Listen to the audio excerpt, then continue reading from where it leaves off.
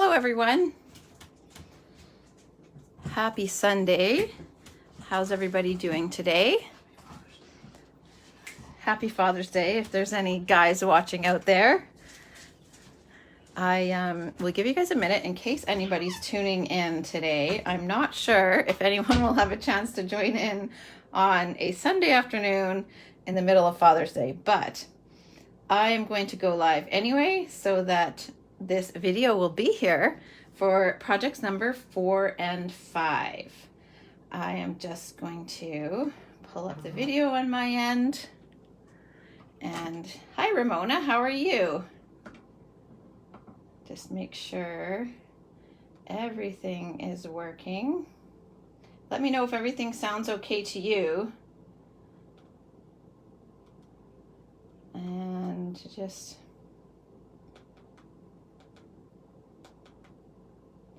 there we go. I just got to get this back up here. There we are. All right. And there's Ryan. So I said in case any of the guys are out there watching. So happy Father's Day to Ryan. He actually got to sleep in today a little bit, and we all made him breakfast. So that was yummy. We all got to benefit from it. All right, so I'm going to make 2 cards for you guys today. But first, I'm Alana Worf, Sleepless Stamper. I am in Winnipeg, Manitoba in Canada, and I am a Stampin' Up! Demonstrator. I have been featuring a different set each week for the last few weeks, and this week, or last week, which we're just finishing up now, was Layers of Beauty. So I will just quickly bring in all of the cards to show you. And then tomorrow we have Stamp Club, and I think Ryan stole those cards, so I have to just get them back. So we are going to be making 2 cards with the Layers of Beauty suite. And then I decided to use the Layers of Beauty suite for a live so that everybody, or for a series of lives, so that everybody in Stamp Club could also come back and have all of the extra ideas from the Facebook Lives, and then they could choose to earn both sets of cards if they wanted to. So, 1 second.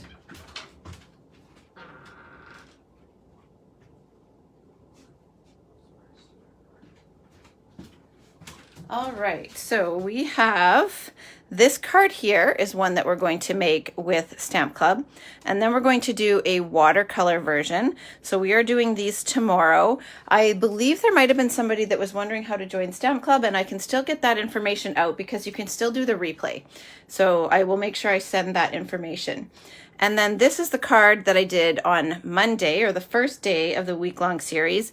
And this will be the card that I make for them. So we make 2 cards together, and then I make them a card that also features the set. So we're going to do those other 2. And then this one would also qualify, or not qualify, but this is one of the ones, if you qualify for this week's set of cards. Hi, Colleen. How are you? It's been a long time since I've seen you. So if you wish to place a $65 order up until the end of tonight, then you would qualify to receive all of the cards from this week. So that would start with this one here. And then card number 2 is this one here. Card number 3 is this one here. And then cards number 4 and 5 are the ones I'm making today. And that will be this one here as well as this one. So for today's, I went with the same color palette. This one goes along, or these ones go along with the Global Design Project. They have a color challenge this week, and it was to use Shy Shamrock, Petunia Pop, and Peach Pie. So I decided to color this.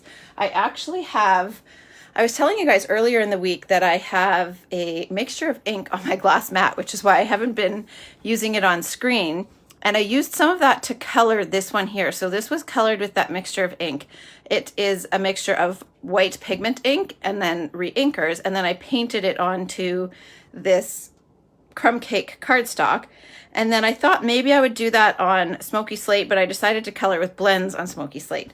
But that is another method of coloring. And I'll have more of that later on for you guys as well. Not today, but another time. I have another project in the works.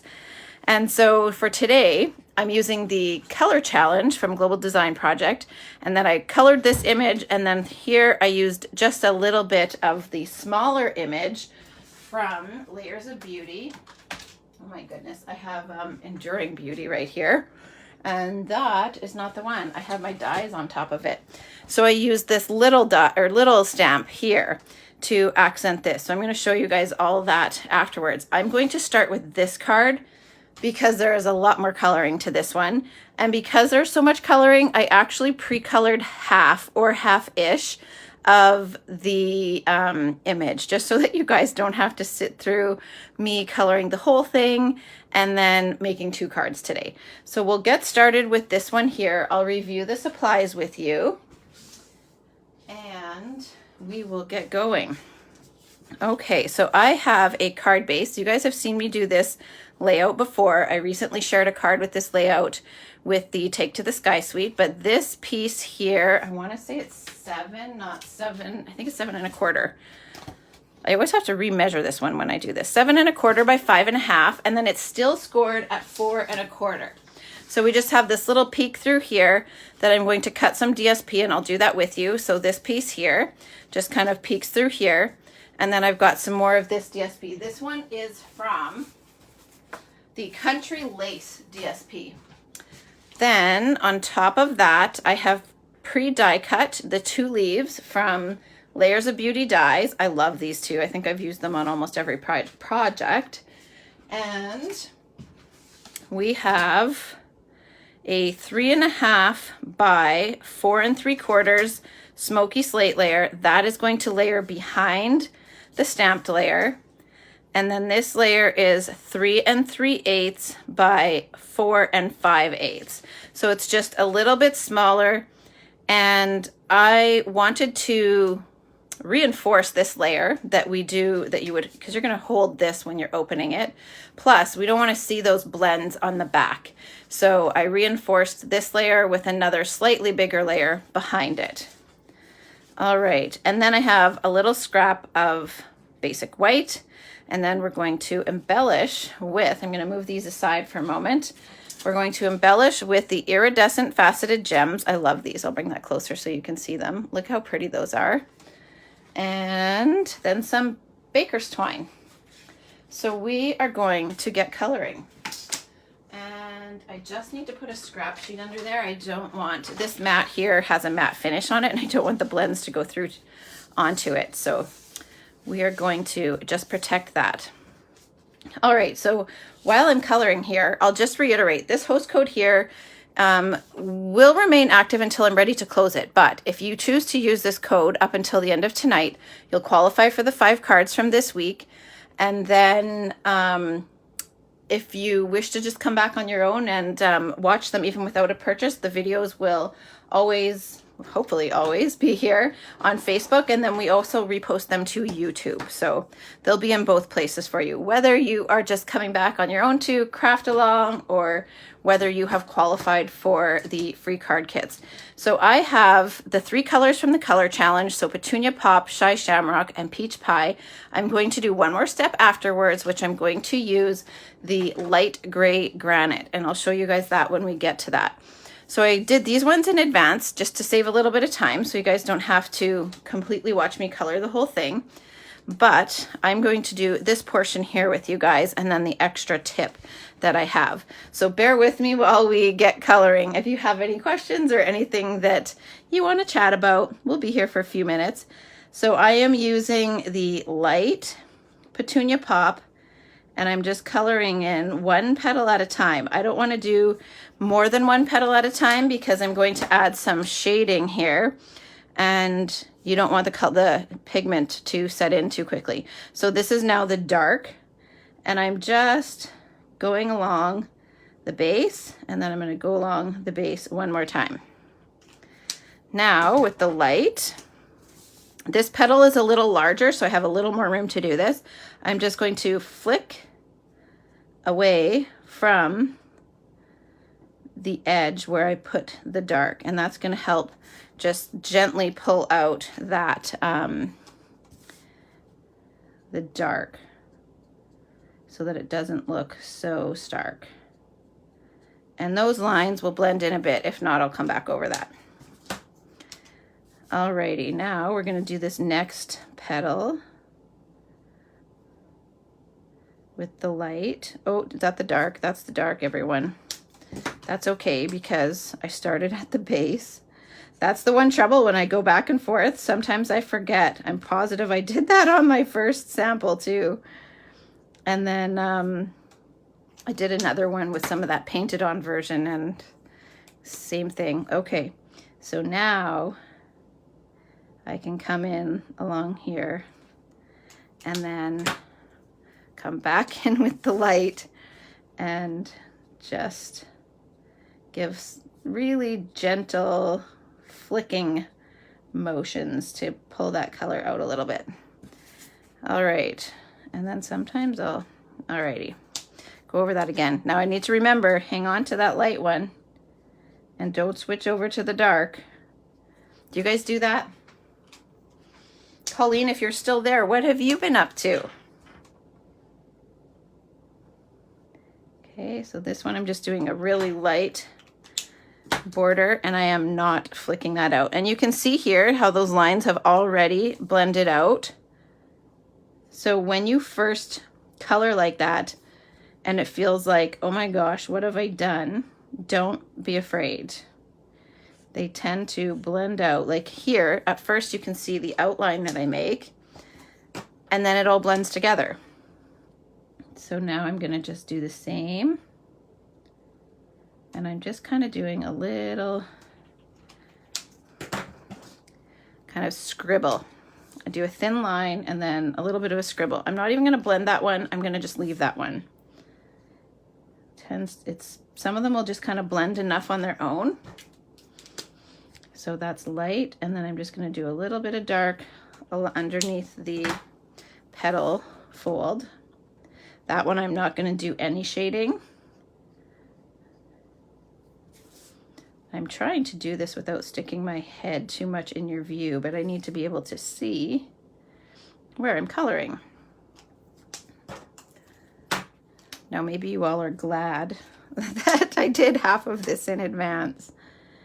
I'm also going from the outside in and I'm trying to not put the tip of the marker right to the edge of the stamped outline. Some colors will pull more towards, they'll pull more away from where you colored, and you don't want it to bleed outside those lines. So I kind of just stay a little bit within and it tends to pull out to the line. Hey Elizabeth, how are you? Good to see you here. What are you up to today? Elizabeth is one of my fellow Artisan Design team members. Always fun to have, well, anyone watch, but fun to have a super fun and nerve-wracking to have some super talented people watching. So this is just the dark again, and I'm just doing a little bit around the base of that petal. And it's just a whole bunch of switching back and forth because, again, I want to just do one petal at a time so that the pigment doesn't set in too much. And this is just a really thin line with the brush tip of the dark. So back and forth with your shades. And if you want to add extra depth, you could probably pull in, I believe we have Blackberry Bliss. Yes, we do. We have a Blackberry Bliss blends. So you could pull in, if you want a third shade, you can pull in a third, like a second color that is close. So for example, when we had Bermuda Bay, I used to use Bermuda Bay and Pool Party together a lot because then I could get a third shade. And currently I will use Mossy Meadow and Old Olive if I want a third shade. This one here, I'm going to just flick that a little bit just to blend that line a little bit more. And this is just like a super gentle flicking. You're not going, you can see there, it just blended that out a little bit so that it wasn't such a harsh line. So it's just really gentle flicking. You're barely touching the paper. And then also, and you want to do that slightly on the side because you don't want to go straight down on the tip and squash the tip of the marker. All right, so this one And I'm doing the same here. This is just really gentle with the brush tip. That was, I did that backwards, guys. I colored it with dark. It happens. I have a greeting and some leaves to go over that, so no one will know, right? I tell myself no one will know. Cooking for Father's Day and watching my tips. Aw, well, hopefully there's something that I can share. I love all of your tips. What are you cooking for Father's Day? We got up early. We'll do something for supper too. Lennon is at work and Ethan's actually out at the moment. That one's kind of blending enough on its own, so I'm going to leave that. And after I'm done here, we're going to try to get our gazebo set up so that we can have dinner outside. What is your go-to Father's Day meal?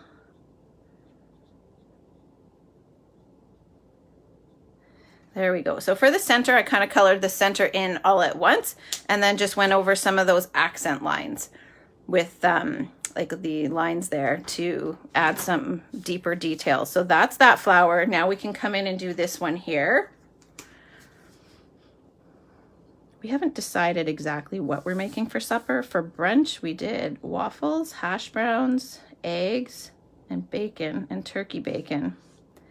So the first layer of color is just a light layer of color. Now, if you were doing this on white, you might choose to not fully color the petal, but this is on smoky slate. So I am coloring the whole petal. Now I'm going to come back over that. I keep opening the wrong one. Ooh, Grill Master. Wow. What is he, did you say? What are those? Did you say tri-tips? I need to know what those are. I am obviously not a grill master. Ryan does the grilling here. I don't even know if the boys have ever. It's probably something they should learn, right? But I'm not sure that they actually ever have. They help in the kitchen a lot. Lennon actually got up first. And he actually made our waffle batter because he had to work today. We needed to get a head start. So he made the waffle batter last night. And then we got up and helped do the rest this morning. So we did chopped up vegetables for the hash browns and some extra meat to go in with them. There we go. If you have any questions about this coloring, since it is a lot of repetition here, don't hesitate to ask.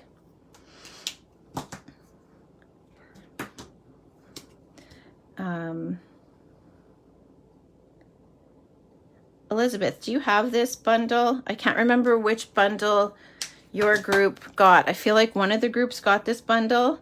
I'm just always in such awe of all the projects that I don't always know who did them. I just like ogle at them. There's so many pretty projects. And the Seaside Wishes, is that what it was this week? Oh my gosh, so pretty. I'm actually going to do this one next. I originally wasn't going to get that bundle, and I do have it now. And I am so glad I ended up using it on an upcoming assignment. I won't say what. And Michaela's page. You use it for a creative post. Hi, Leslie. I'll have to, has it published? I feel like it has. I think I saw that. I'll have to go back and look. Now, has anyone ever colored with blends on a colored card base? Do you strictly use your blends on white cardstock, or do you ever play around with coloring on smoky slate or crumb cake? I'm gonna have to go look for that. I'm positive I've seen it, but it is always fun to go see it again.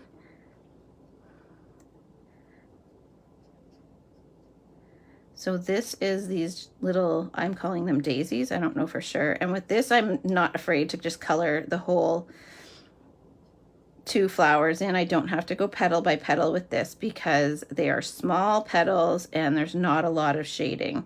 If you are doing a lot of shading on them, you always could choose to do a petal at a time, but I'm not going to. And I'm just putting a little bit around the base of each petal. A little bit of dark. There we go. Now, let's see. I do actually have some more purple, these little ones that are just the little buds there. So first what I'll do is I'm just going to color these little start of the bud there. 1 second, I just have to answer a question.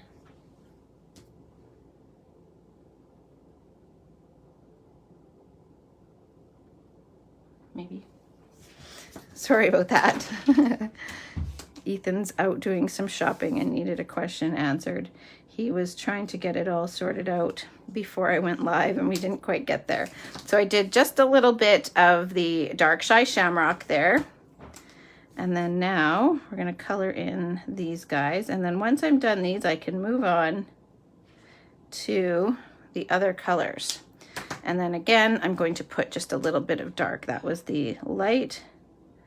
And I'm just putting a little dark at the base. Okay, now we're going to do the centers of these daisies and then this little bloom here. So I'll color these in the light peach pie first. So I used very little peach pie on these samples, but I thought it was a fun little pop of color. And then I'm going to come over that. There's the little detail mark with the dark version, and then I just added a little more at the base. And you can see it looks rather muted right now, but as it dries, it will look brighter. Hey, Michelle, how are you? Thank you, Elizabeth, about the smoky slate base. I was determined to do one of these coloring methods on smoky slate. I just love how it turns out. I've done this in the past, and I loved it. It was actually with, I think, an In Color Club a few years ago when we had fresh freesia and those colors. So some similar colors to what we have right now. All right, so now we're going to color the leaves. So I'm going to do these first with the light shy shamrock. Now, if I was just doing this on my own and not for a color challenge, I probably would have gone with Old Olive.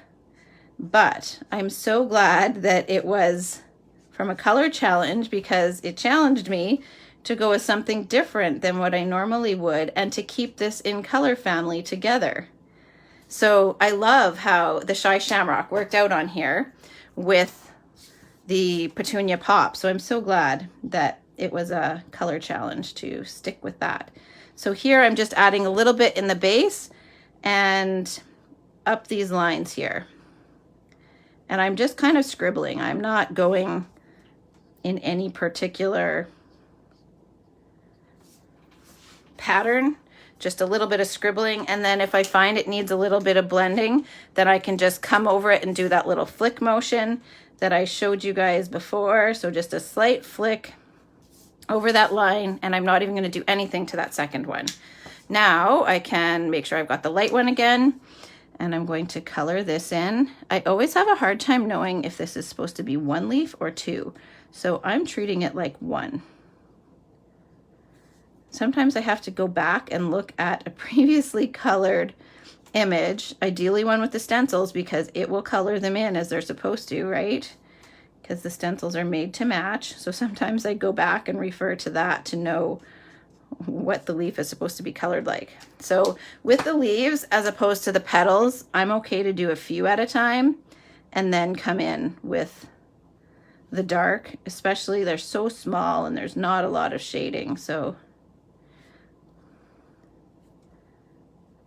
I don't feel like it's going to set in too much. And then I like to color from a certain direction, so sometimes I'll rotate the paper. There we go. And those are blending fine on their own, so I don't need to come over that again with the light. How are you, Michelle? Are you guys doing anything for Father's Day?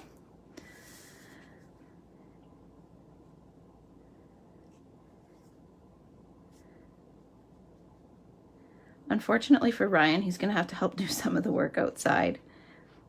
But we did a lot of work yesterday outside, so there won't be as much. I mean, there's always lots to do, but getting the plants in, we needed to get those. I've got the containers on the deck, and I don't want them going bad in the containers before they get planted, but I had a planter break.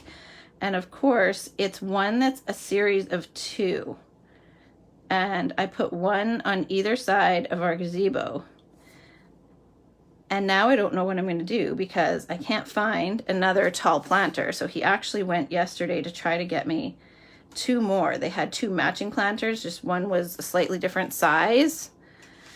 So we were going to settle for that, but when he went back to the store, one was gone. I had seen them there earlier in the week too, so we weren't really worried, and then one was gone. And I have checked so many places and we can't find anything. I don't want just a black one or a white one. These ones were blue, kind of like a teal. And I would have been okay switching to almost like a navy, like a, it wasn't navy. They were almost like a misty moonlight actually. And there we go. And so I was going to get those. And I really love that color. And so I don't know what I'm going to do. I have all the plants, but I'm short one planter and it's a huge chunk. A couple people have suggested trying to glue it, but I should post a picture of it in the comments for you guys and you can weigh in. Let me know. Would you guys come back and weigh in if I post a picture in the comments of this video? I don't think I'll post it on my page, but if I post it in the comments here, let me know if you would come back and weigh in on whether you think gluing it would work. All right, so that is all of the leaves colored in. Hopefully you can see a little bit of the shading. It's okay if it's a perennial. Sorry, Ethan's at the greenhouse getting the last few things, and so he has a picture of this plant and Ryan's trying to show it to me because he's ready to go from the store otherwise, and I'm doing planters, so I don't need a perennial to go in the planter.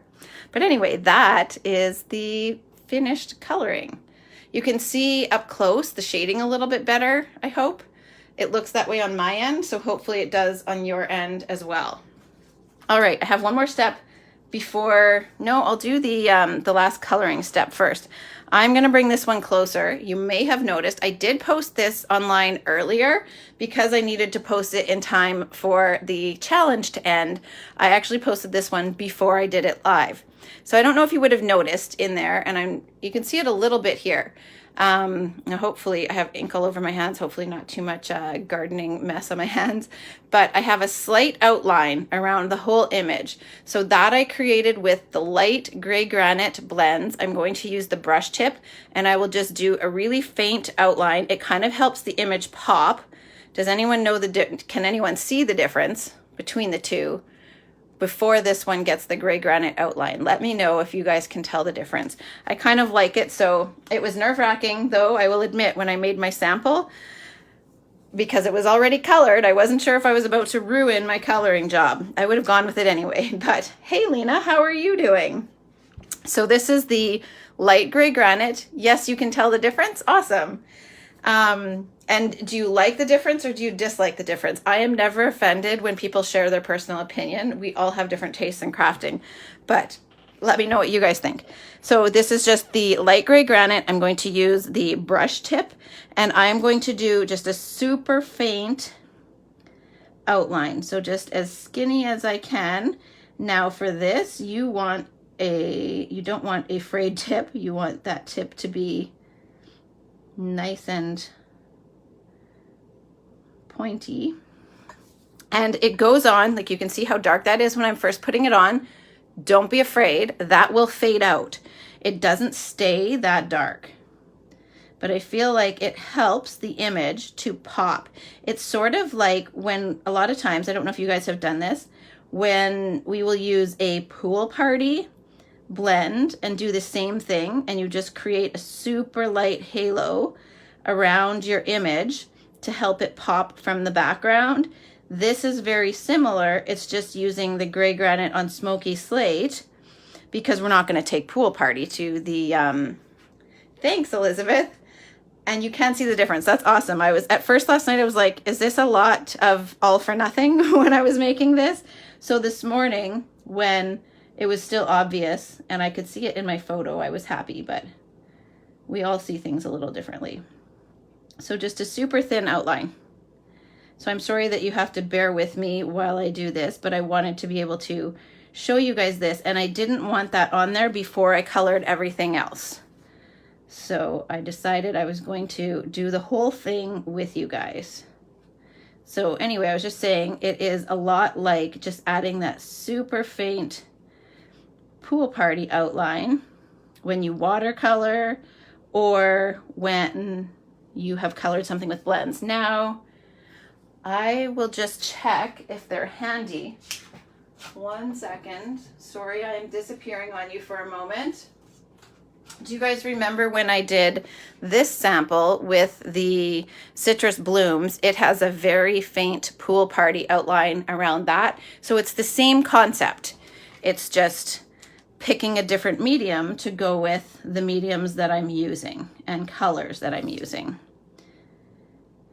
And if it overlaps your image a little bit, it doesn't, I haven't found it to be, I don't think I've overlapped it much, but now I'm not going along the vine, I'm just going along the colored elements. And I'm just turning, it's sort of like when you're fussy cutting, you know how you turn the paper instead of moving your cutting hand. I am turning the paper and keeping my drawing hand or coloring hand mostly steady. I find that easier than trying to go against what I naturally want to do with coloring. I hope that makes sense. There we go. So I'm already back to, this is a good point to show you. I started here and you can see the difference between once it's already set in to when it's still rather wet. So it will fade out. Don't be afraid when if you try this. I did start with smoky slate, but let's see if I have my scrap sheet here still. Maybe I don't. That's not the right one. I thought it was on this little piece here, but you can see there the coloring with craft ink mixed with re-inker. Look how pretty those look on there. That was just a little test swatch when I was testing it out to see how those colors would work on there. And then I decided to switch it out for blends. And I'm kind of glad I did. I love how these colors pop with the blends on smoky slate. There we go. But I wish I could find, I could always swatch it for you on there. I'm going to just do this for you. This is gray granite. And this is light smoky slate. So watch, I'm going to make a liar out of myself. But look at that. You can see how smoky slate is that much darker. So that's why I chose the gray granite to do an outline, because I didn't want it bold. I just wanted a slight outline. Now I got to make sure that I have gray granite. I don't want to accidentally bring in the smoky slate. So then you just have to decide whether or not you want to go to the extra trouble of outlining or whether you want to just use it as it is. Either way is pretty, I think. I feel like I can say that because I did not design this, like the stamp set, I just did the coloring. I wonder, Elizabeth, do you know, if you're still here, which artist designed this stamp set? I know that Mediterranean Blooms was Caitlin. That suite was her. While I was having fun with that suite, I was chatting with either Melody or Cindy, and they had said and asked, like, just said, like, it's so beautiful. Whichever designer did that did a beautiful job, and they said that it was Caitlin. I think it's so fun to know who the designers are. So I don't know who designed this one. Maybe I'll have to ask. We're almost done. And then the bulk of the work is done. We just have to assemble. I feel like my strokes are getting a little broader.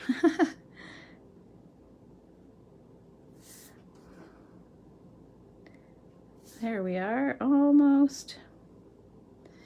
There we go. So I just want to do a quick check, make sure that I didn't miss anything because it will look funny or maybe not super noticeable. Hey Cindy, how are you? There we go. So that is the outlined image. Now, yeah, you're not sure either. And I feel like there's more designers for stamps. I might be wrong, but I feel like there's more designers that do the stamps than necessarily the suites, if that makes sense. But I know Caitlin is an excellent, I don't know if it's watercolor or like she paints some of the DSP, right? So there we go. You can see that's not as set in as it is up here. It's definitely faded out more up here than it has down here just yet. Okay, so now we're going to, I can move this. And nothing really went through onto that sheet anyway, but just in case, thought I would protect my mat. I want to quickly cut these layers of DSP. So I have my little cutter, and I actually don't need this large one, but my little stripe, the stripe, that is, I do actually, because I cut some off of this one, so it is too short. So I actually will need this one. This stripe has this, I think this is basic beige on the back, and then the stripes on the front. So I love the stripes and I love smoky slate. So I will definitely be using a lot of these colors and then more of this basic beige and this like lace pattern. So this one needs to be 2 3/4 by 5 1/4. So I'm going to bring this in. I don't know if Karen's watching, but Karen's probably cursing my cutter because my blade arm, the little pin in there, is broken. So that's 2 3/4. I will need to trim that down a little bit, but I can move this out of the way. And then I am going to bring in my large cutter first so that I can cut a strip that is 1 1/4. So this needs to fill this 1 1/4 gap here. So this will be 1 1/4 wide. And I'm going to just cut the whole strip because I will need to prep some kits for people anyway. So now it needs to be 5 1/2 long because I ran this one the whole height of the card. There we are. So now we have those 2 pieces, and I also need to cut this one down to 5 1/4. Hi Marcia, how are you? All right, so now we have those 2 pieces and we can set all this aside. What are you up to today, Marcia? Alrighty. Now we have one more thing to stamp. I'm going to actually cut this down first too and hope that I can stamp this straight. So you just need a scrap of white. If you guys are like me, you have a drawer full of these 1/2 inch strips from when you're cutting basic white down to card front size or card layer sizes. And so I have lots of these. So I'm going to just trim this down to about 1/4 inch, maybe a little bit more. So rather than stamping first, then cutting, I am trying this. And we'll see how it goes. I will grab another piece if I mess this up. So I have the, I went back to the You Make My Heart Smile. I went ahead and put away my petunia pot, forgetting that I was going to need it. So we'll just grab that. And here we're going to try my best to stamp this straight on here. No promises. Hopefully I don't mess it up. I messed up the first one when I made my sample, so we'll see. It's a little tricky when you've got that tail of the Y. There we are. That's pretty good. I'll go with that. And then I just need to trim down the sides. It's a little bit too long. So we're going to take this. Now I should have mentioned before I colored this, I forgot to tell you guys, that was just stamped with Memento ink on the Smoky Slate cardstock. I mentioned the Smoky Slate, but I didn't tell you guys what ink I used. So now that is trimmed down, and then to help it pop just a little bit, I outlined it in Memento You've been making a lot of cards the last few days. That's awesome. What stamp set have you been using? I have to message you back about the 22nd too, so that we can watch Creativity Now together. So I am just outlining this a little bit with Memento. Sometimes you can use your markers to do this if you're nervous about tapping it on an ink pad. And I am tapping as opposed to dragging. But I have found with my new markers, the brush tip is so juicy that it actually seeps in further than just the outline. Whoopsie. So I didn't want to use that. All right, so that's just a faint outline there. And I got a little fluff on there, so I'm going to have to use my ink eraser if it is handy. There it is. I put the Citrus Blooms card on top of it. So I'll just try to erase that a little bit. If you don't have one of these markers, I wish we sold them, but we don't. I'm sorry, but it is super handy. I used it on a big swatch of my card the other day. All right, so we're going to layer. Oh, I told you guys I had one more step to do this. I'm sorry, I'm a little sidetracked. I have one more thing to do to this, so I just need to move this out of the way. I forgot about that. I told you guys I'd come back to it, and then I didn't. So I do need the Smoky Slate blends for one other thing. I am going to take my light Smoky Slate. I'm going to use the brush tip of the marker and a bone folder. And I'm just going to knock some splatter over that layer of cardstock, just to make it, I don't know, a little vintage or distressed. Memorable Meadows. Oh, fun. So there's just a little bit of splatter on there. Now, I think I'm not going to add any dark. I'm going to just leave it at that. Okay, so I have my scissors. And I'm going to just distress. I want to bring the card back in for you guys. I moved it out of the way so that I didn't accidentally splatter where I didn't want to. And now I'll distress the edges just a little bit more. This is just going to help this layer stand out a little bit from the Smoky Slate layer behind it. That layer is only 1/8 of an inch bigger on each end. So this will just give it a little bit more differentiation between the two. Now we can go ahead and glue the stamped layer down to the slightly larger layer of the same color. I do a lot of layers. Now see here, this is part of the reason why it was to help reinforce this layer, but also otherwise when you open the card, you would see this. And I mean, you can leave it that way if you want to, but I didn't want that. So I decided I would put another layer behind it. Ryan's actually outside weed whacking. That's very nice of him. One of the jobs on the long list of to-dos. So many things. Now the bottom is slightly too big, so I'm going to trim that off. You could always leave it if you find that you have the same, but I like to even them up as I go. I know I'll be happier with it in the end. See, look, just that little bit, but now they're even. Sometimes when you're prepping, it's easy to get the layers to end up with them a little bit off. All right, so I'm gonna just burnish that fold. And let's see if there's enough glue left in that Tombow. Okay, so this DSP is going to go on here, and this one is going to go right here. So I just wanted to make sure that we're all good. It covers all the gaps. Like, you don't want to attach this with a little gap in between there. You want it butted right up to there. Now, if you were a little bit short, what I would say to do is butt this right up. Mine fits, but pretend it didn't. Pretend I was slightly short. I would butt it up and then just trim off the little bit on the outside. So just do a quick dry fit first to make sure that your layers are going to fit before you start gluing things down. I try to remind myself to do that, and sometimes I forget, but I usually try to do a quick dry fit. All right. I just love this DSP. It's so great for things even outside of its suite. I often find that with the DSP, sometimes there's a specific pattern. If it's got like,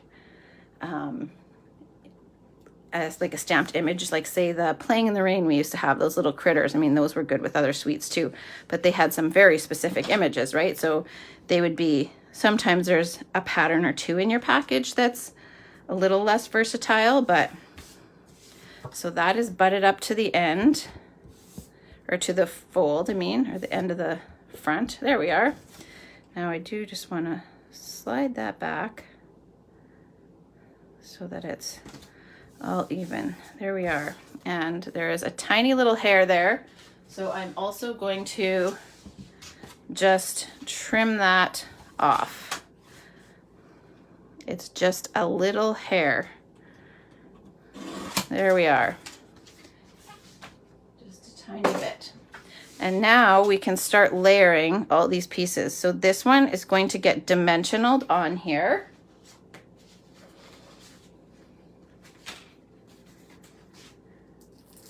This DSP, Marcia, is, I want to say Country Lace. I'm just going to check.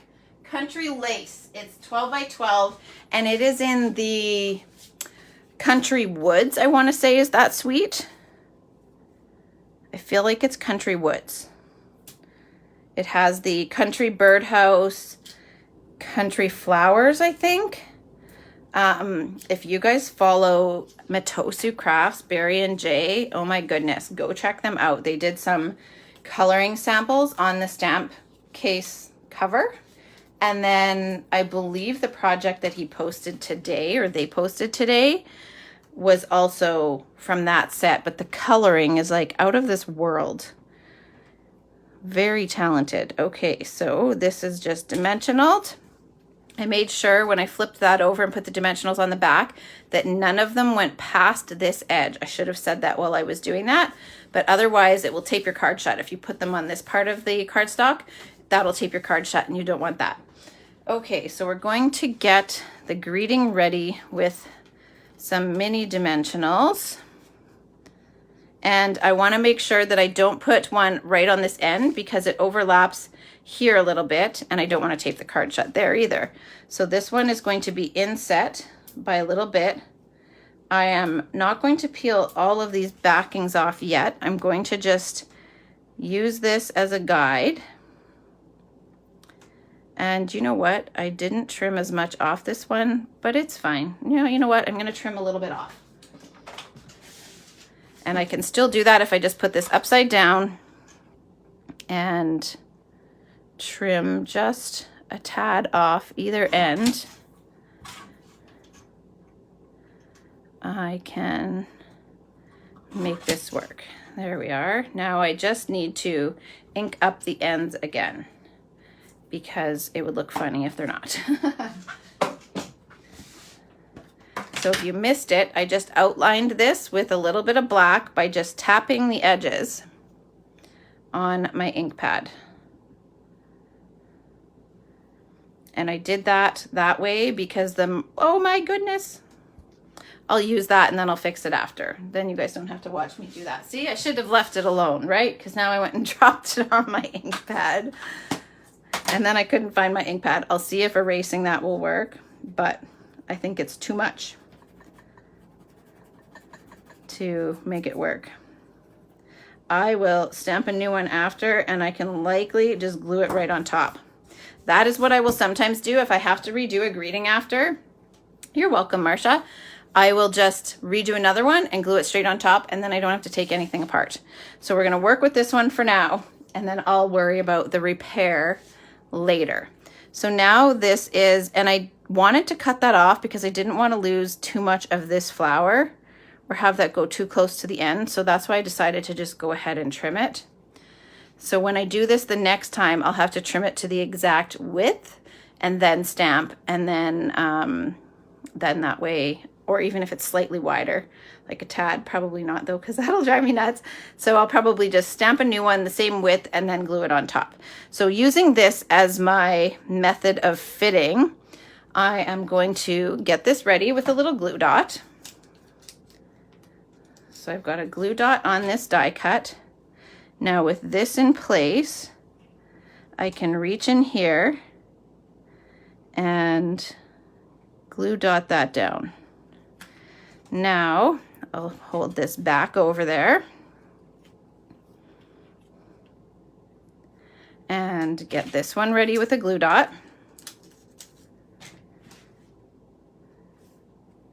And then tuck this right in there. There we are. So now those are in place. I am going to peel these 3 off, just the backings, not the whole dimensional. I'm leaving this one on because I want to tuck that bow in there still. And I'm going to wiggle that up just a little.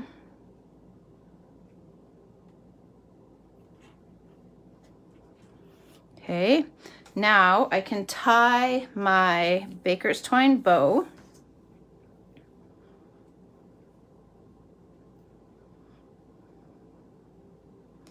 And I will probably tell you guys this every time I tie a bow. When you go to cinch this back, hold that knot flat between your fingers. And I'm also holding each of the loops a little bit between my fingers. This is going to help keep them flat while I'm cinching back so that they don't twist. Because if they twist, then you get this kind of gnarly shaped bow, and then you've got to pull it apart and redo it. So I like to hold those flat while I cinch back. And that I find helps a lot. All right, now I'm going to cinch that back just a tad. Take a little glue dot. And then I often just give it a little pinch when I'm taking it off of there, and then that squishes the excess glue dot so that when I stick it under here, it's not going to make my greeting tack down to it.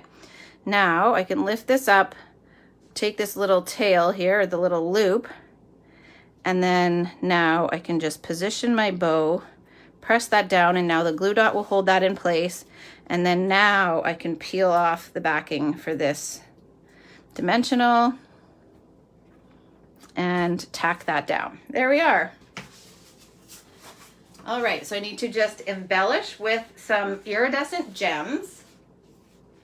And those are right here. So for this card, I did 2 small, 1 large. And on my next card, it's going to be the opposite so that I can use equal use or make equal use out of my gems, especially when prepping kits. Then it helps to have things end up equal. So I have a large and a small, and then I'm going to put a small over here. So just tucking that one right in there. All right, that is card number 1. So we do have 1 more to make. It's super simple, but let me know if you guys like that one. And if you have qualified, if you've placed a $65 order this week, or if you are in Stamp Club and you did the Stamp Club requirement as well as this weekly requirement to earn the kits, which for some people in Stamp Club, if they're already purchasing the bundle, it works out well for them to just, they're already so close to the amount for Stamp Club and the weekly purchase, because Stamp Club is a $40 purchase and then it's a $65 purchase to earn the cards for the week. The bundle was over $70, and then some people added on ink for our Stamp Club, so they were already at like $100, so they just added 5 more, and then they qualified to get all cards, so the 5 from this week plus the 2 we're doing in Stamp Club. So if you have qualified for that, or if you choose to qualify by the end of tonight, this will be card number 4 that you will get. You would then come back to these videos, and for today's video you'll have 2 cards, so cards 4 and 5 will both be in today's video. And I'll make sure to remind those of you who have qualified. So that's card number 4. I'll move this one out of the way. I'll bring it back in at the end. And now we're going to make card number 5. So I wanted to do at least 1 card that went landscape. And I also wanted to do one that was tone on tone. And I really loved the smoky slate and thought that these 2 went well together. So I decided that I would stick with the same color palette, the same supplies. Plus then for any of those of you who are coming back to watch, or some of you are in both my In Color Club and Stamp Club, you've got supplies that you can use to make these. So you'll be collecting the in colors and all of that kind of stuff. So I like for the samples to be somewhat thoughtful in terms of supplies and duplicatability for you guys with what you have at home. All right, so we're going to review supplies for card number 2. So this one, we have a card base that is 5.5 by 8.5, scored at 4 1/4. That is in Smoky Slate. And then my layers here are very similar but slightly different in size. I wanted to at least be able to see some of that DSP here. I probably would have gone a little bit smaller had some of it not been a bit of an afterthought. Sometimes I just start with the technique and I don't know exactly what the layout is going to be, and sometimes I've sketched them all out and I still stray, but these ones, I just started more with this technique and then had to decide what I was doing. So, all right, so the small one is 4 7/8 by 3 5/8. That's the one I'm stamping on. And then the larger one is, did I say 4 7/8? It should be 5. Let me just see what we did here. Yes, 5 by 3 3/4. Okay, that's the larger one. Then let me just make sure these layer, yeah, those layer the same. Then I'm going to use this little strip and I'm going to just cut a 1/2 inch piece for either end. I don't need more than that, and that helps conserve your DSP so that it can go a lot further for you. I think I'm gonna have to make a separate post about that and just do like a tip post, because those of you who watch my lives know that it's just a little strip on either end. It is not a full strip across, but not everybody else who maybe just refers to the photos will know that. Sorry, I just needed to have some water. All right, then I also have this from the, oh gosh, Stitched Nested Labels, I want to say. I use it all the time. That is a go-to die for me. These again, I think again, I've used these on almost all the projects, are the little leaf dies from the Layers of Beauty stamp set. Those ones will be a staple, I'm sure, for me, that I will use well beyond this bundle. They're just a perfect little leaf accent. And then the little bit of DSP, a little bit of twine, and the same gems. So now we can get stamping. And again, there's not a lot to this one. I wanted to keep this one really simple because you guys have already sat through, so kindly, sat through watching me make one other card. So I didn't want to make you guys stay for too long. And in case you have plans today, then I hopefully won't keep you forever. All right, so I need to clean off because I stamped my other card with Memento. I need to clean that off of this before I ink it up because I'm doing tone on tone, Smoky Slate on Smoky Slate, and I want to get that Memento off of there. So I put my scrap sheet on top of my stamp chamois, so I just had to locate it. Yesterday when I was making these, I set one of my pieces of stamped cardstock on top of that before I cleaned it. That was a bit of a mistake. That's okay though. There we go. So we're gonna ink this up with Smoky Slate. I apologize I couldn't come live yesterday. It was supposed to rain here today, and initially it wasn't supposed to rain here yesterday. It ended up raining little bits during the day and then a lot overnight. But we were like, okay, we have to make use of this weather while like Ethan was not, did he work? Lennon was, I can't remember what it was. They were both home during the evening again anyway. So we knew we needed to try and get as much done yesterday and then also have less for Ryan to have to do today. So we just had to switch it up and go with today instead. Okay, so Smoky Slate on Smoky Slate. I usually use my glass mat under here, except for, of course, when I'm on live because it has all that ink mixture on it. I should bring it and show you guys so that you can see what I'm talking about. Do you want to see? I'm going to bring it anyway. I just have to move something else off and I'll show you this little bit of ink mixture there. So this is why I am not using my glass mat at the moment. I mean, on a live, I'm still using it when I'm crafting on my own, but that is what created these here. Aren't they pretty though? So you can color with that as well. And that is what colored this. All right, so we've got that stamped. Now I'm going to also stamp. I have the little floral image and the Grateful for You. I wanted to try to use another greeting other than You Make My Heart Smile. I love this one, so I've been using that a lot. But I wanted to use this one too. I always love grateful or thank you type greetings. Now I went and hid my memento under the smoky slate, which I haven't closed yet. So are you a crafter who leaves your ink pads open, or do you close them immediately? And if you are one, are you triggered by the opposite? So if you close yours right away, does it trigger you when you're stamping with someone else and they leave theirs open? I hear this debate often. It's kind of funny. I usually close them, but sometimes I forget, like right now. But it doesn't... Oh, guys. Let's see. I must have had some ink on my finger. I might have to re-die cut this. We'll see.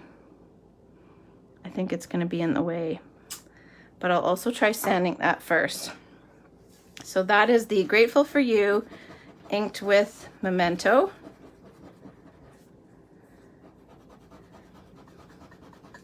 This might work. We should be okay.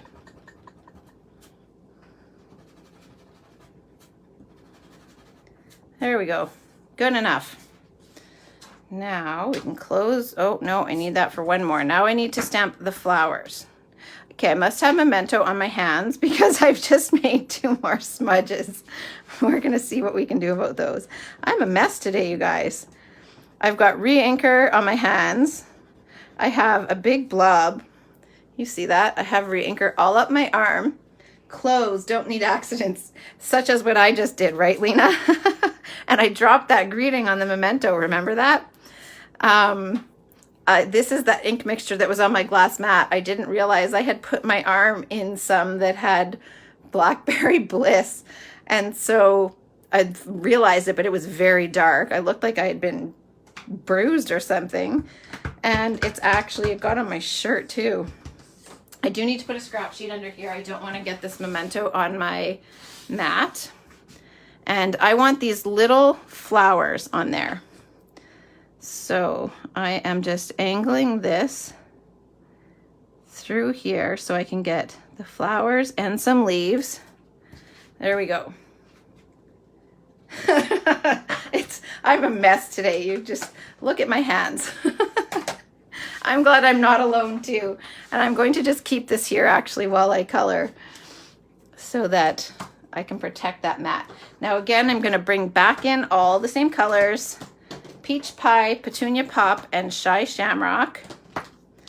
And I'm going to begin with the light Petunia Pop and just color in those petals. I also wanted to try to make sure I use one of the images other than the large one because I have primarily focused or strictly focused on that large image all week, but it's hard not to. It's so pretty. So I just did the light all over the petals. What's worse when I know, Lena, I have done that too. I've definitely done it on the back of the card more than I have on the front. But there have been times where I have opened the card to do something on the inside. So you open the top and your ink pad is up here, and I've placed it right on an open ink pad. Tell me, am I alone in that one, or have any of you done that? It's like so agonizing when you do that. And it's not like, if you've wrecked the back, you can at least cut the front off and put it on a new base. But, so that was light Peach Pie for the centers. And then I'm using the dark to just accent a little bit. Not alone. Thank goodness I'm not alone, but I'm sorry you suffered that fate too. It's just, ugh, so sad. And not something I can just erase with that little eraser. Definitely done it. And it's like a big line, right? You get like the whole line straight from your ink pad. Ugh. All right. So that is the light Shy Shamrock. Oh, that was the dark Shy Shamrock, everybody. What am I doing?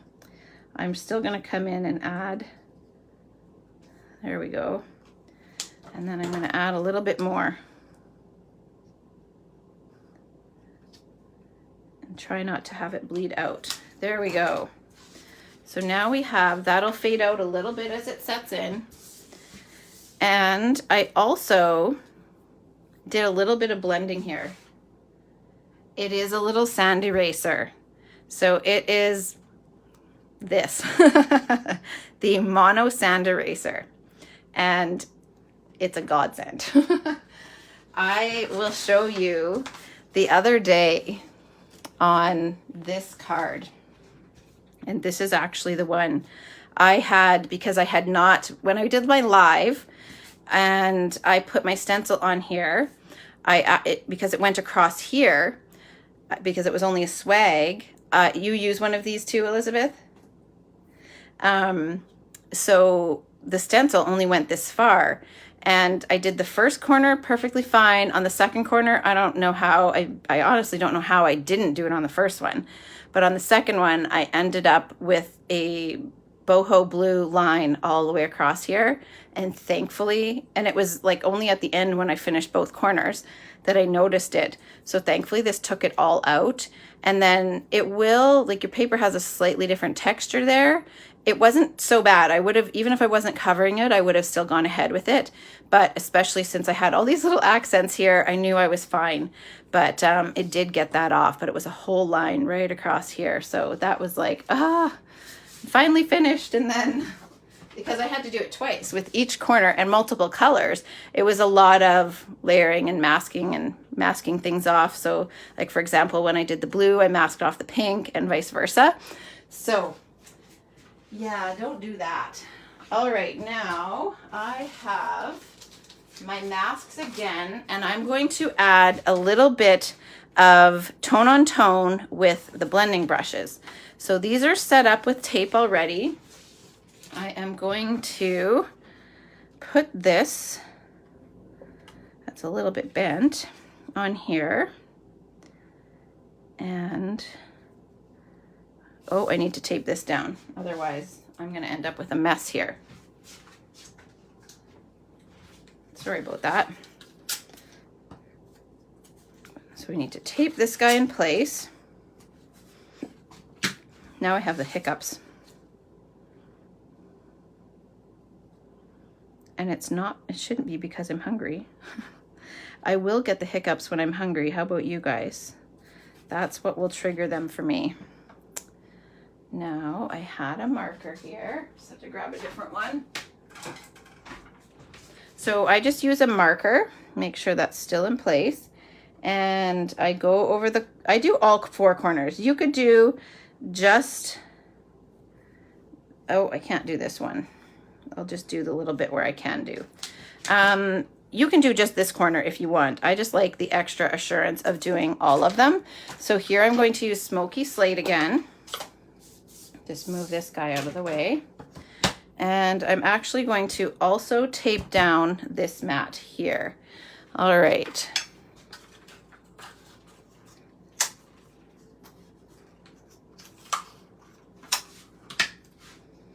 I actually put these, I did for team, it wasn't team appreciation, it was, I think, for everybody who registered for Onstage, my teammates, I think for their Onstage kit, I gave them those. I think that was which gift it went in. So we're just doing a tone on tone, just a really light, hopefully. We'll see if this ends up more. It's hard to know until you uncover it, right? So that is a little bit of Smoky Slate, and always just dab off first, and then I like to pull that in and use that ink too. You have very little waste. Now we're gonna move stencil number 1, super faint, but you can see it a little bit. And we're going to bring in stencil number 2. So if you're new to watching, the stencils have a number in the corner. They come like this. So this is part of the bundle, and that tells you what order to do the blending in. So we're gonna put those back with their stencil, and don't mind that they're inky. I reuse that tape. Now I follow the guide, but I also kind of look at the image and make sure that things are where I want them. So now we'll pick up a little bit more ink.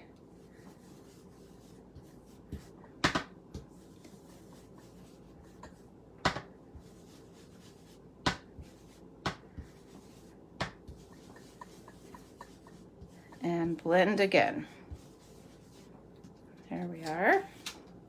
So now it's just a little bit darker, and I'm not going super heavy with this. If you wanted to be able to see more, you can always go darker as well. There we are. Now, sometimes you guys have seen me mask off the centers so that I can do them in a separate color. I'm not going to do that today because I'm doing all tone on tone. So we can just go right ahead over top of that. Now, on my sample, I did not do the leaves. I just left them plain. Do you guys think I should do the leaves? So I'll bring this a little closer. Hey, Pam, how are you? And Robin? So can you guys see the difference? That little bit of tone on tone. Now, if I decide to add the leaves, I have to reset this up because I've moved where the tape was, but I should have just picked this whole thing up. Maybe I will leave the leaves. We're gonna leave them. I made the decision. Let's leave them. And I have one more thing to do, same thing as I did on my last card, just a little bit of splatter. So we're gonna move this out of the way and make sure that there's no tape on here because we don't want a big line from that with tape. I have the brush tip. This should be the smoky slate, not the gray granite like I used on the other one. And just knock your barrel with your bone folder, and that is a friendlier way to the brush tip of your marker than flicking it in the lid. So that created just a little bit of splatter in here. You could always do the darker smoky slate if you wanted that splatter to be darker. I wanted it to be pretty light. You know what? I'll try some dark on this scrap piece here, and we will see. I have a feeling it's going to be too dark, but we'll give it a try. Well, it can handle a little bit, so we'll add a little bit of dark. But I would suggest trying it on a scrap piece if you're not too sure. You were saying leave the leaves, Lena, or leave the dark smoky slate splatter. So that's with a little bit of extra dark smoky slate in there. And it's pretty faint in real life. I should also, if you guys recall, or if you're just tuning in, on my first card here, I did a slight outline of this image with gray granite. And I chose gray granite over smoky slate because the smoky slate was darker. Now that they've both dried, you can see the difference there. So this one is still quite a bit lighter than the smoky slate.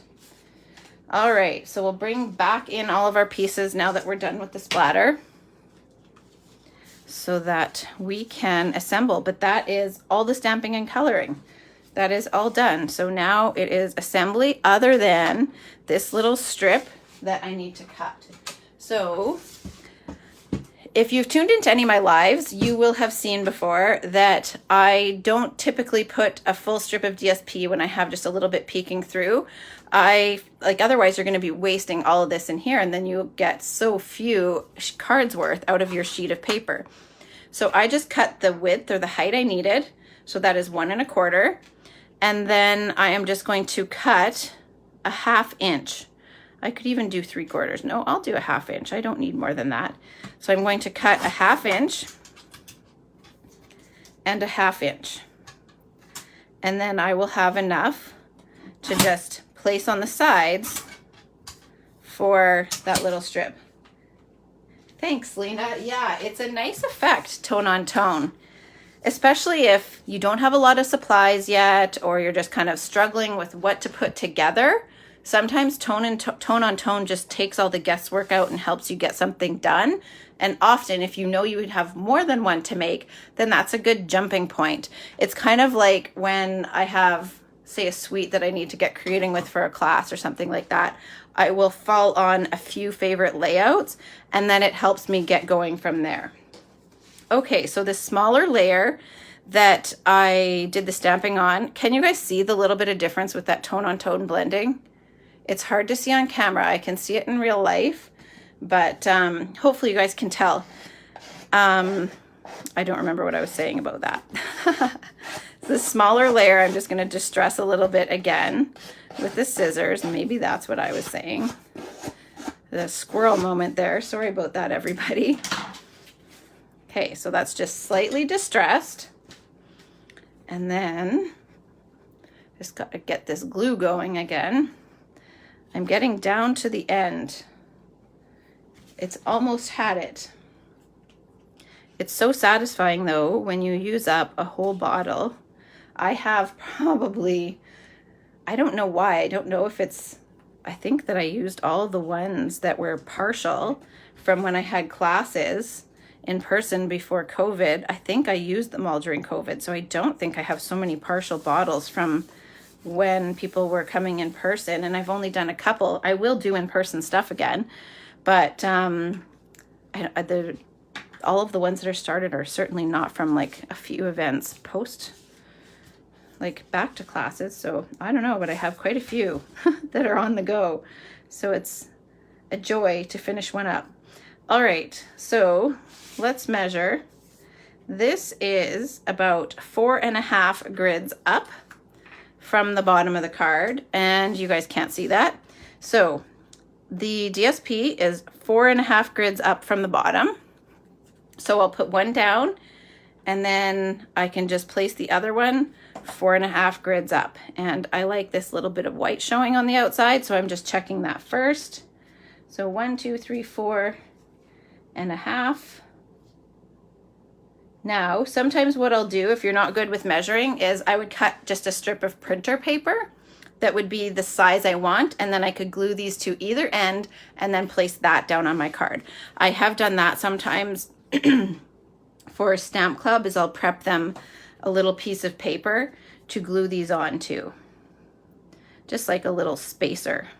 1, 2, 3, 4.5, and then just glue that to the outside edge as well. So there we have enough that when this goes on here dimensionaled, no one will ever know it's not a full strip. I know you have a lot more DSP to save or use to make more than one card.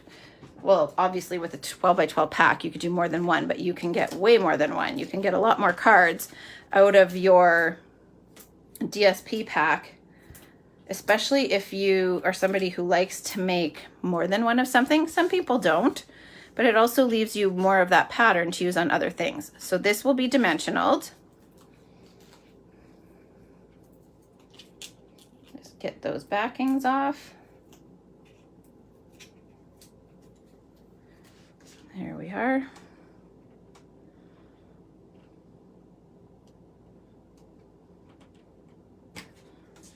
Oh, that's crooked. Oh, thanks, Lena. I'm glad that is a useful tip. I do that all the time. There we go. Especially for prepping kits. It's just a good use of it.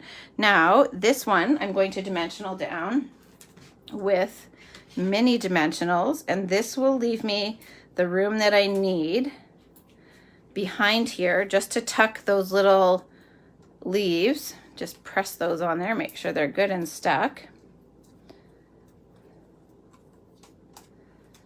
And this is pretty much centered on the piece of DSP, and then also centered side to side.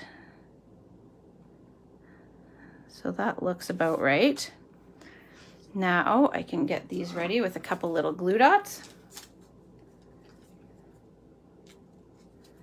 And we're gonna tuck this one just right in here. I kind of have to lift because the glue dot's on there.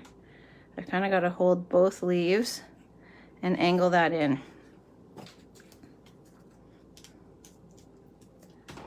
There we go. Now this one,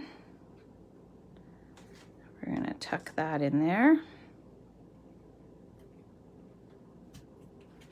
There. Now, it's amazing how things can go missing when you just keep setting pieces down on top of other things. I put my dimensionals on top of my twine, which was kind of silly. Straighten up a little bit. All right, now one more baker's twine bow.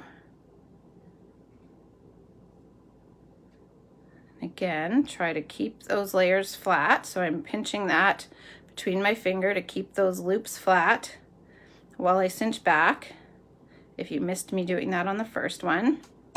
And that will help when you're cinching back for the loops to not twist.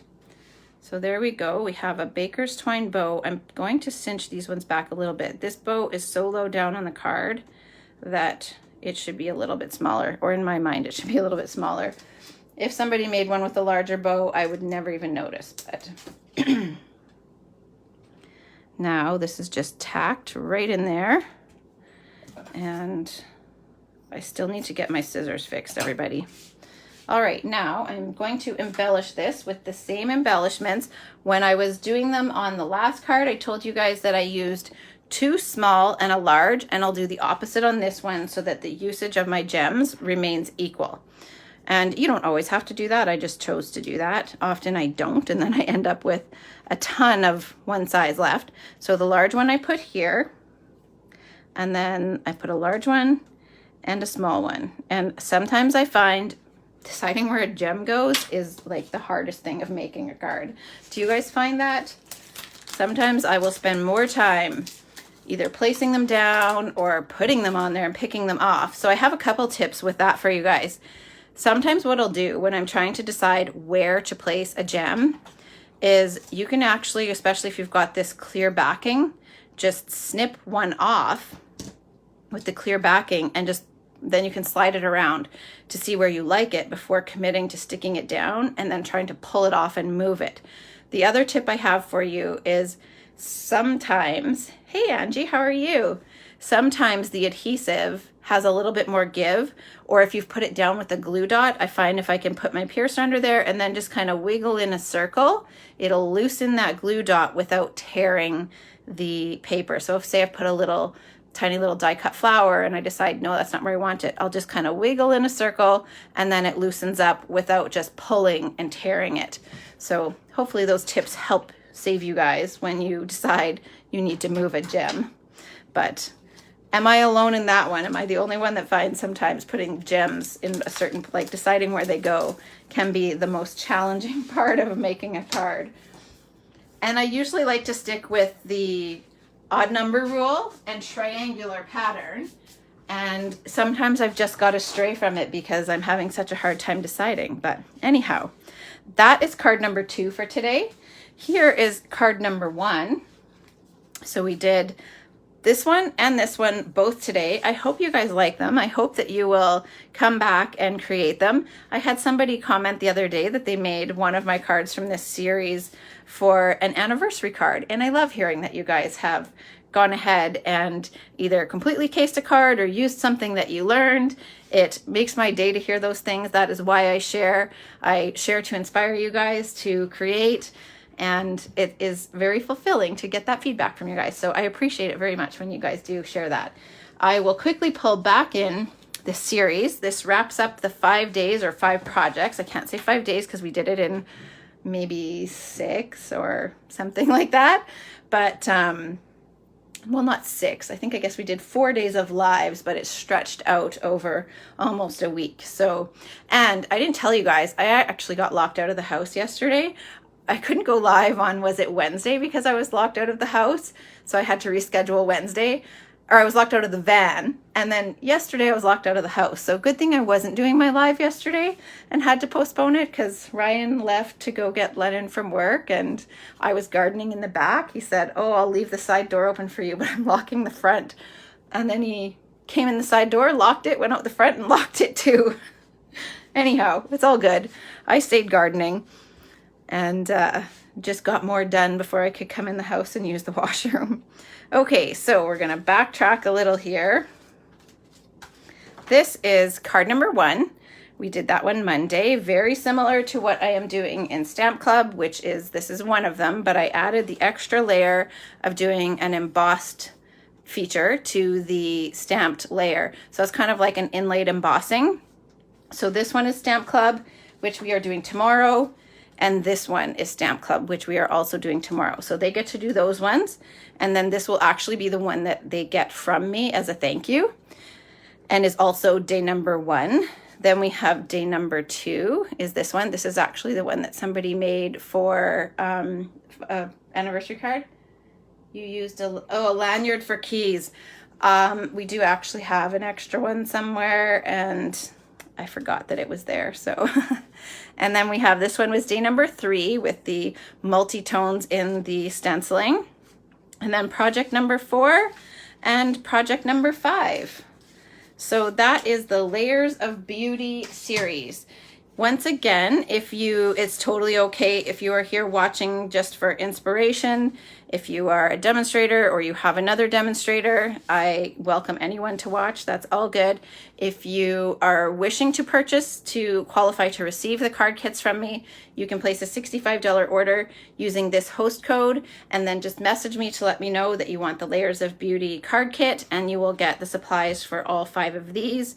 And if you wish to, if you're local and you want me to submit it with my order that I will have going in, you can do that as well.